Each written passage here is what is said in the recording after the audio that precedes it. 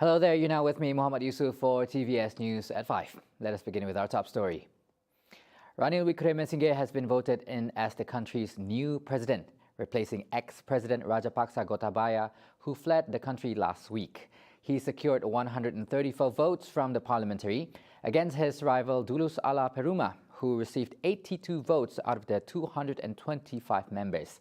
WICKREMESINGHE appointment by Sri Lankan lawmakers could lead to more demonstrations by many Sri Lankans, while the appointment of Ala Peruma is more acceptable, but he did not have any top-level experience in administering the country yet, as said by lawmakers in a country desperately in need of a bailout from the International Monetary Fund. Meanwhile, a third candidate, Anura Kimara Disanayaka, only managed to get 3 votes. Now, after achieving 4th place when making his first appearance in the lightweight division at the Commonwealth Games held in Gold Coast, Australia in 2018, national powerlifter Bonnie Bunia Augustin aims to mend his frustrations by winning gold for Malaysia in Games held in Birmingham from 28 till August 8, 2022. Even though shackled by his left shoulder injury, Bonnie is optimistic that it will not hinder his performance and try to fight the pain to ensure that the national anthem is played at the podium finish in England. Meanwhile, Sarawak's Little Giant commented on his chosen duty as the carrier of Malaysian flag that he was surprised and honoured to be given the recognition after a chance of doing the same at the Tokyo Paralympics 2020 last year. Bonnie will share the honour of carrying Jalo Gemilang with the women's squash athlete Aifa Azman at the Commonwealth Games Birmingham 2022. Now, the state government today announced a new alignment of the Autonomous Rapid Transit ART system project, which will now include the Santubong Green Line, spanning 20 kilometers long, and the Green Line is in addition to the Samarhan Line, Blue Line, and the Serian Line, which is Red Line. The new alignment looks at the future development plans for the Santubong Peninsula and the great potential for growth for the area, with the tourism and leisure sector as the main catalyst, and potentially create significant socio-economic benefits for the people of Sarawak. And the matter was announced by the Premier Datuk Petinggi Tan Sri Abang Johari Tun Openg on Sunday during Sarawak's Metro's handing over ceremony of the letter of award for the Kuching Urban Transportation System Project's Package 1 contract to EPR Mobilis GRJV Sendirian Berhad. The handover was witnessed by Transport Minister Datuk Sri Lee Kim Shin, who represented Abang Johari at the function. Now on to some crime news. 2 separate attempts of smuggling drugs into Sarawak via cargo bus were successfully thwarted by the Royal Malaysian Customs Department. The seized drug is worth over 220,000 ringgit, consisting of 1.24 kilograms of methamphetamine packaged in 4 plastic packets and 100 packets of powdered juice drink laced with ketamine found inside a parcel. According to Sarawak Customs Department Director Muhammad Nazri Arifin, a 30-year-old male suspect was arrested while claiming the package from a bus terminal in Cebu around 1:50 p.m. on July 14th. The suspect's vehicle, worth about 68,400 ringgit, was also seized. The second incident took place the day after, when authorities seized the parcel before the recipients could get a hold of it. Authorities are currently locating both the sender and receiver based on the details written on the package. Both cases will be investigated under Section 39B in bracket 1 of the Dangerous Drugs Act 1952.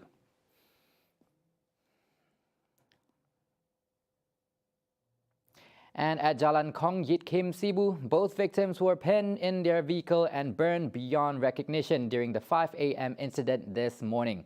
Assistant Commissioner ACP Zulkifli Zuhaili of the Cebu District Police said both identities of the victims is yet unknown. A team of Cebu's firefighter arrived on the scene after receiving a distress call at 5:10 a.m. and then extinguished the flaming van completely by 6:05 a.m. Janggan Muling, chief of Cebu firefighters and 2 rescues, said 2 charred bodies were recovered and were then handed over to the police for further action.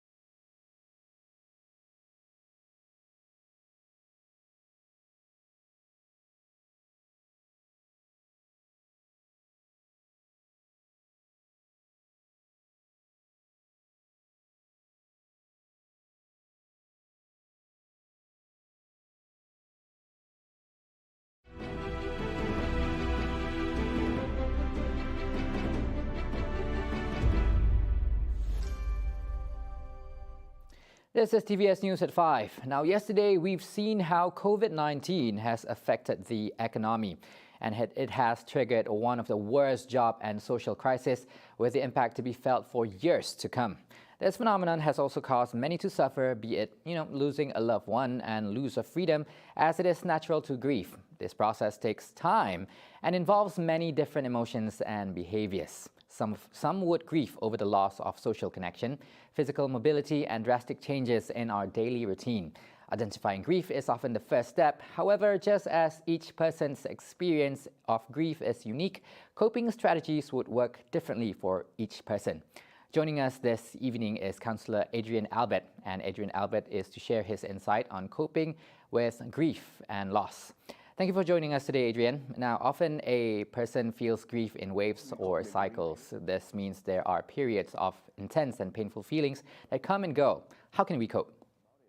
Some people might be comfortable to talk about it, but as research shows that people who talk about their grief, to share about their grief in a common community such as support group or with a counsellor, with a therapist, actually handles the grief more. And for person to person, it's very from person to person, right? So coping is really individualized. Some people may say it's okay that I keep the grief alone, then they get better after years or months or even 10 to 20 years. Or some people, they need to express their grief to someone. So that is the how to cope with grief is varying from person to person. Now, Adrian, most mental health experts agree that 6 months of unrelenting grief is enough to establish the presence of complicated grief, and that exceeding a year is deemed critical. Additional defining symptoms have also been included in more recent lists, suggesting criteria for diagnosis. Now, the effects of grief on mental health could cause one to go into isolation for a period of time. Now, this could lead to things like addiction as a mean to escape. Would you care to, elaborate further on this? So apart from depression, anxiety, you talk about addiction. Yeah, addiction is actually when they are addicted to something, is actually a part of the maladaptive coping skills. The skills that they are not really able to express their grief, and they regress their grief into something else. For example, addicted to alcohol is the most common one. They are sad, they are not able to express their emotions. The only way they are expressing their emotions is through alcohol. That is one of the examples of addiction cases, apart from mental health cases like depression and anxiety. But then, again, it is very individualized. And then there are some cases that I personally see here, and there are some cases also they are not going towards addiction. All right, now the passage of grief isn't linear. It is often said that it is, difficult to recover from it. So the goal is not to move on from grief, but rather to move forward with grief. As, they say, time heals all wounds. However, what are the short and long-term solutions in nursing grief, in your opinion? How can they manage their choices?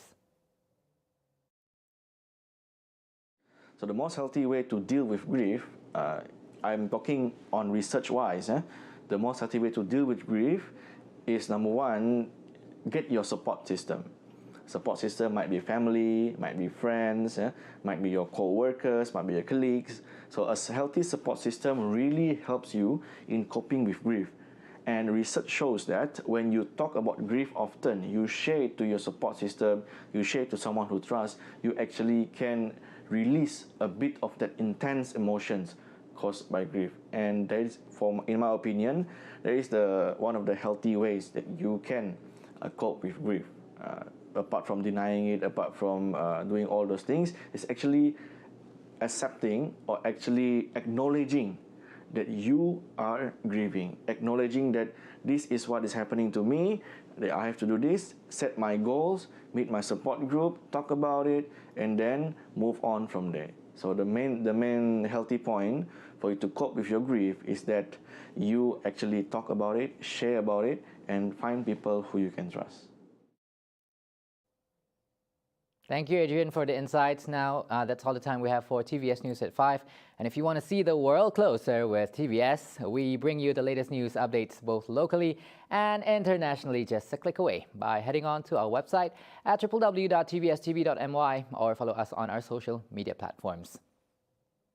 My name is Muhammad Yusuf. Thank you for watching, and don't forget to catch Nightline tonight with Lorenzo Isaac. I'm Muhammad Yusuf. Thank you for watching and have a good day.